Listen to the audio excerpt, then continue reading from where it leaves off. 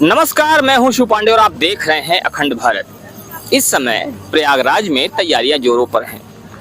प्रयागराज में महाकुंभ 2025 नजदीक आ चुका है और इसको लेकर शासन प्रशासन से लेकर मुख्यमंत्री तक और साथ ही साथ प्रधानमंत्री तक लगातार प्रयागराज का दौरा कर रहे हैं। आज है 6 दिसंबर और 6 दिसंबर को मुख्यमंत्री योगी आदित्यनाथ जी का दौरा है।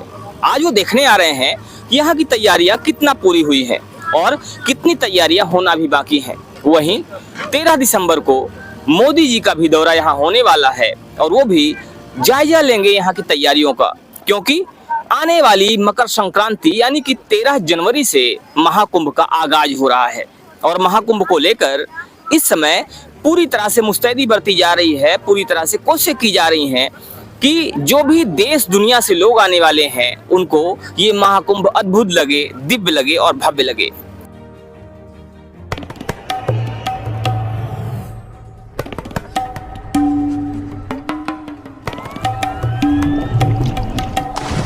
मैं हूं संगम, सनातन की पवित्र गाथा का साक्षी, भारत की मोक्षदायिनी मां गंगा, यमुना और सरस्वती का मिलन स्थल। मैं वह स्थान हूं जहां आस्था अपने शिखर पर होती है और आत्मा का हर कोना शुद्ध हो जाता है। योग, तप, शक्ति, भक्ति और त्याग, इन सब का मैं प्रत्यक्षदर्शी रहा हूं। मैंने आस्था और श्रद्धा में डूबे भक्तों की भीड़ को अपने किनारों पर उमड़ते देखा है। हर डुबकी में उनके समर्पण, हर मंत्रोच्चार में परमात्मा से मिलन की तड़प को देखा है। मैंने राजा महाराजाओं का समय देखा है, ऋषियों की साधना देखी है। मैंने भक्तों के आंसू देखे हैं, कभी खुशी के तो कभी प्रायश्चित के। यहां हर बूंद में भक्ति का महासागर समाया हुआ है। यहां योग का ज्ञान है, शक्ति का उत्सव है और त्याग का आदर्श है।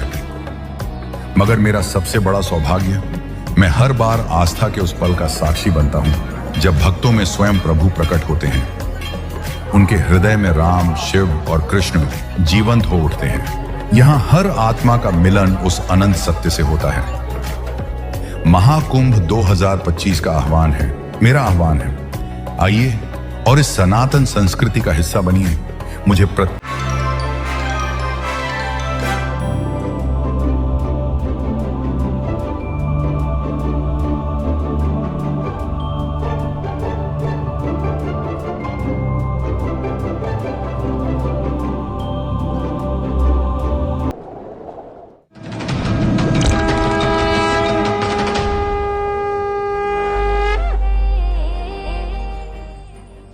और इसी क्रम में मैं आपको दिखाना चाहूंगा, ये हमारे सामने ये जो घाट है, ये भी नया बना हुआ घाट है। ये घाट पहले नहीं था, लेकिन महाकुंभ के मद्देनजर ये घाट विशेष रूप से बनाया गया है। ये घाट संगम के तट पर बनाया गया है और इस घाट का नाम है किला घाट।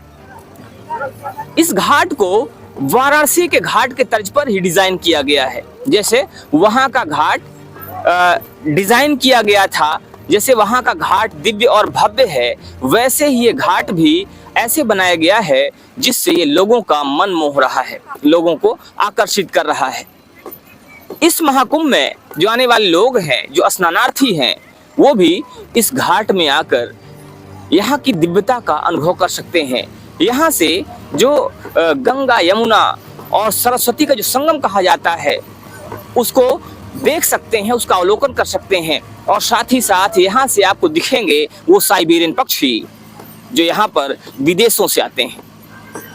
बहुत सारी और भी चीजें हैं जो यहाँ पर आपको दिखने वाली हैं, लेकिन जैसे जैसे कुंभ आएगा, जैसे जैसे कुंभ नजदीक आएगा, वो तैयारियां और भी अच्छी होती जाएंगी और फिर अंत में आप जब यहाँ पर आएंगे तो आपको वो विशेष चीज, वो विशेष दिव्यता महसूस होगी।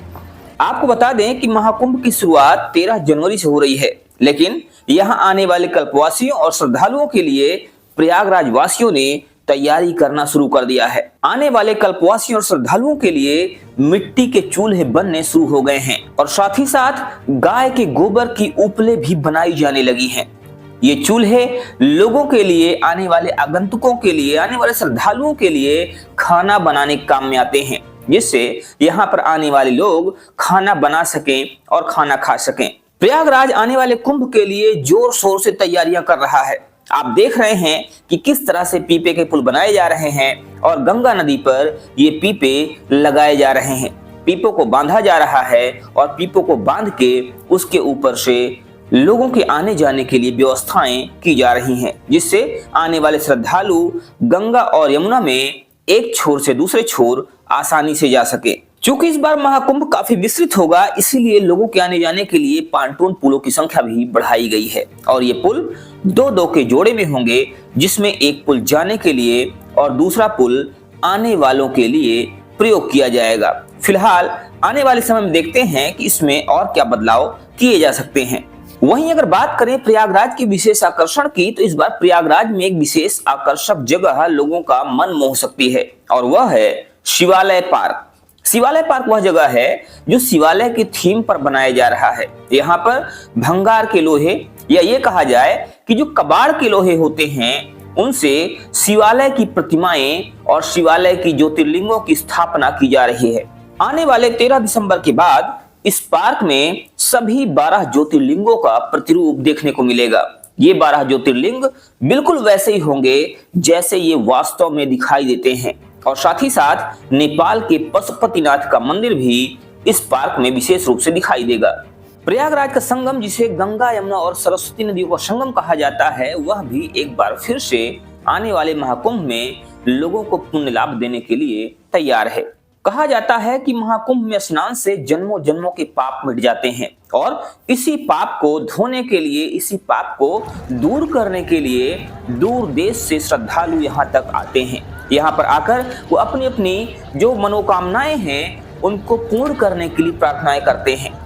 गंगा, यमुना और अदृश्य सरस्वती नदियों का यह संगम जीवन से समस्याओं को दूर करके मोक्ष की प्राप्ति में सहायक होता है, जिससे इंसान जीवन और मरण के बंधन से मुक्त हो जाता है। प्रयागराज और संगम के विषय में कही गई यह सभी बातें हिंदू धर्म ग्रंथों और धार्मिक उपदेशों का एक हिस्सा हैं, जिनको लेकर अखंड भारत न्यूज कोई दावा या पुष्टि नहीं करता है।